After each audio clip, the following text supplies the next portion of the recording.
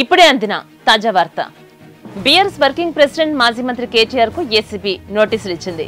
Formula ఈ race case విషయంలో Kalvakuntla Taraka రామారావుకు Telangana ACB అధికారులు నోటీసులు జారీ చేశారు. సోమవారం ఉదయం తమ ఎదుట హాజరు కావాలని ఆదేశించారు. అయితే ఈ కేసుకు సంబంధించి గత నెల మే 28న విచారణకు హాజరు కావాల్సిందిగా మే 26వ తేదీన కేటీఆర్ కు ఏసీబీ నోటీసులు పంపించింది. అయితే ఆ సమయంలో కేటీఆర్ అమెరికా పర్యటనలో ఉన్నారు.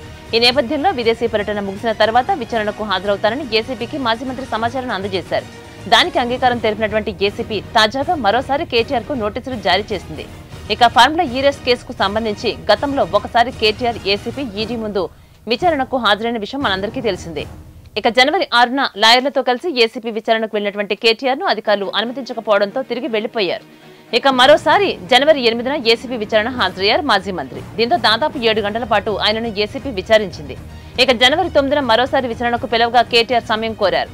ఇక మున్సిపల్ శాఖ కార్యదర్శి అరవింద్ కుమార్, హెచ్ఎండీఏ మాజీ చీఫ్ ఇంజనీర్ బీఎల్ఎన్ రెడ్డిలను ఏసీబీ విచారించింది.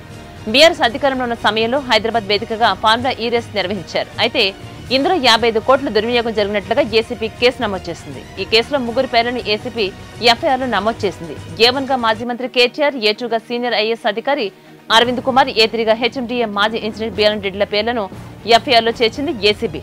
ఆ తర్వాత జనవరిలో 3ని వివిధ తేదీల్లో విచారించిన ఏసీబీ ఫార్ములా ఈ రేస్ కేసుకు సంబంధించి కొంత సమాచారాన్ని సేకరించింది.